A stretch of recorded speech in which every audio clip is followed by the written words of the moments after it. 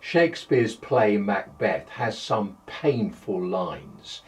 Each new morn, new widows howl, new orphans cry, new sorrows strike heaven upon the face. That's literally true. Suffering is absolutely inevitable, and no book faces it with such honesty and wisdom like the book of Job. The two questions sufferers ask are why and how. Why is this happening? And how can I cope? And the book of Job moves from one to the other and back again several times. In the opening chapters, we see Job was a godly man and respected in his community. Inexplicably, he suddenly lost everything, his family, fortune and health. And the question is, how do we get through such times? And what helps is receiving comfort. Although there are limits to the help it can give, nevertheless, comfort can be a great support. As someone said to me, going into hospital with the prospect of major surgery, however much people may try to be there for you, there is a loneliness and vulnerability.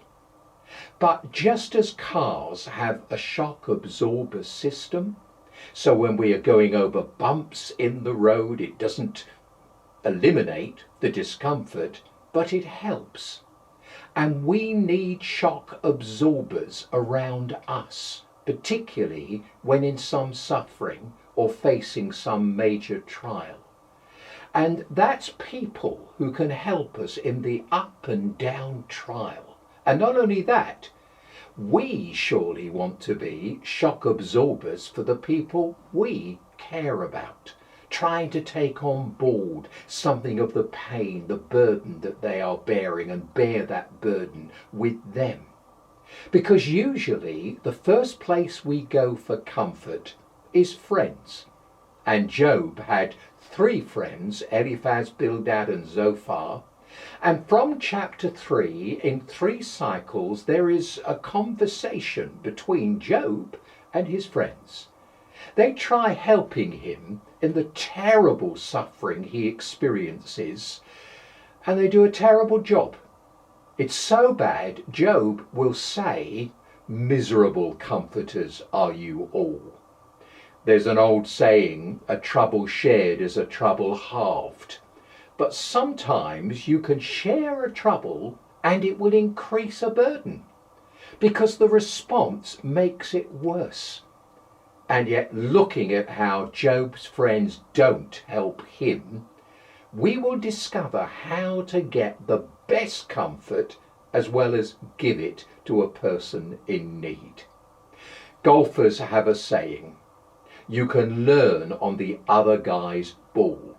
In other words, you watch the flight of the ball and you gauge what you should do. Not that you can always learn. True story.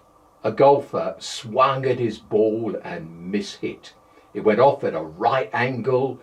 It hit a tree. It bounced off a fence and hit a passing bus. Rebounding off the bus, it bounced back on the green and went into the hole. His stunned friend said, "How did you do that?" And he replied, "Well, you've got to know the bus timetable for passing by." So, okay, there are exceptions to the rule, but we can learn from others. And by looking at the counselling styles of Job's friends, and particularly Eliphaz, the worst of the bunch, we can grasp the difference between 3 styles for giving comfort: bad comfort, better comfort, and the best comfort, which I'm sure we all want to give ourselves and want to give to other people. Now, the example of bad comfort we get particularly from Eliphaz. Chapters 4 and 5, he speaks to Job. And chapters 6 and 7, Job answers. Let me pick out a little of what Eliphaz says from chapter 5, and we'll look from verse 1. Call if you will, but who will answer you? To which of the holy ones will you turn? Resentment kills a fool, and envy slays the simple. I myself have seen a fool taking root, but suddenly his house was cursed. His children are far from safety, crushed in court without a defender. The hungry consume his harvest, taking it even from among thorns, and the thirsty pant after his wealth. For hardship does not spring from the soil, nor does trouble sprout from the ground. Yet man is born to trouble as surely as sparks fly upward. And dropping down to chapter 6 and the first verse there, then Job replied, if only my anguish could be weighed and all my misery be placed on the scales, it would surely outweigh the sand of the seas. No wonder my words have been impetuous. The arrows of the Almighty are in me. My spirit drinks in their poison. God's terrors are marshalled against me.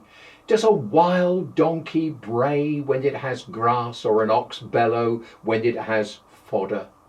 Is tasteless food eaten without salt, or is there flavour in the white of an egg?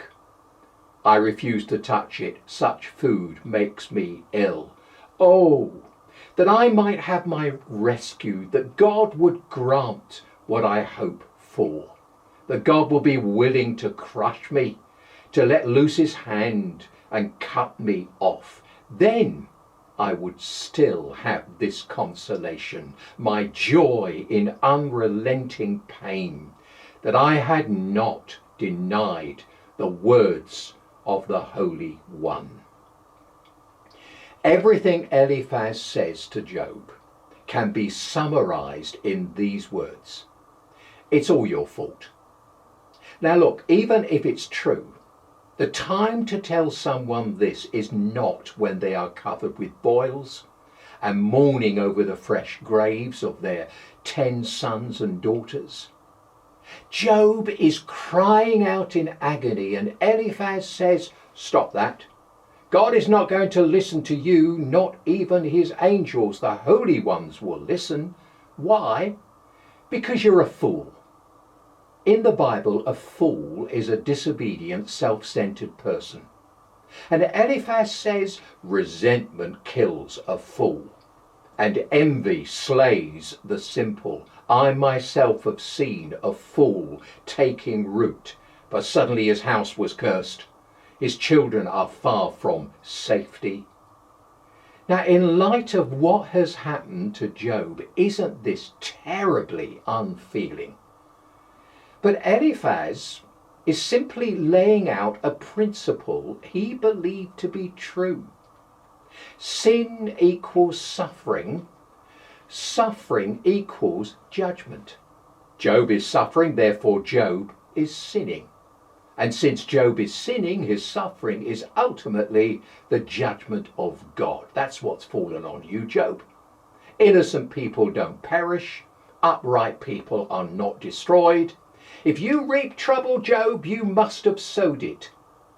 In a Peanuts cartoon, Lucy says to Charlie Brown, you get out of life what you deserve. No more, no less. Snoopy, the dog, is listening, and a bubble appears above his head with his thoughts.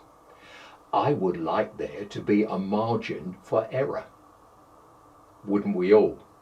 But that is not the case in Eliphaz's thinking. Pull yourself together, man. Forget the praying, forget the moaning, and do some self-examination. Find out what bad things you've been sowing that have caused your sufferings. It's incredibly cold. A church leader said that when he was newly married, he got a lot wrong with his young wife. She went through a depression. His counsel was, buck up and pull yourself together. He said, I was more than a miserable comforter. I was no help. So what is wrong with Eliphaz's comfort? If you think about it, it's partly right. Some suffering is the outcome from our wrong choices. That was true of Ananias and Sapphira, a couple in the early church who pretended that they were more spiritual than they really were and suffered consequences for it. But assuming this is the case with all suffering, frankly, it doesn't grasp the biblical complexity of things. Some people think that believing the Bible gives us a simplistic approach to life because it's full of pat answers to complex issues. In fact, it's the opposite. The Bible's understanding of life is more complex than that. Eliphaz is saying, you are doing something wrong, that's why you're in trouble. But do you see, this denies the complexity of human nature. We may forget that we are physical and treat everything as a spiritual problem, and that won't help. Someone may come to us in our dark mood saying, what's up with you? Have you surrendered to the Lord? Have you rebuked the devil? Are you speaking out words of faith in the Lord Jesus? Are you reading your Bible? Are you praying enough? But maybe we need to sleep or take a walk. Amy Carmichael was a godly missionary serving in India, contacted by a young man also serving in India and overwhelmed with the task. She wrote back, read Punch. That was a magazine with articles to encourage a smile and laughter. She was a godly woman who knew the value of a balanced life.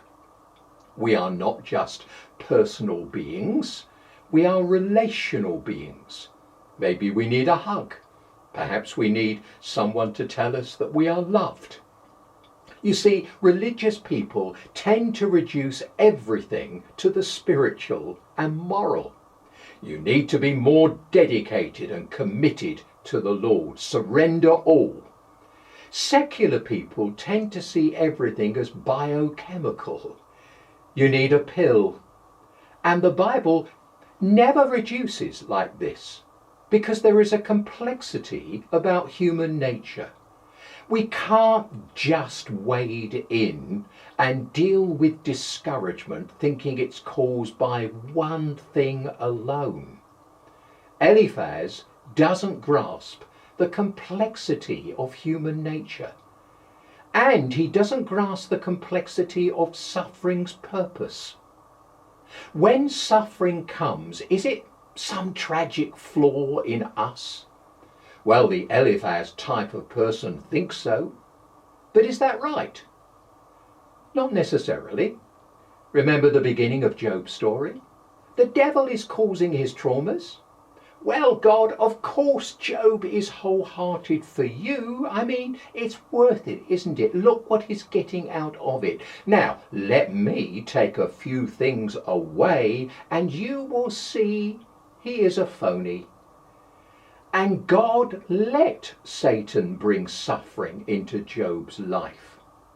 He gave him enough rope to hang himself.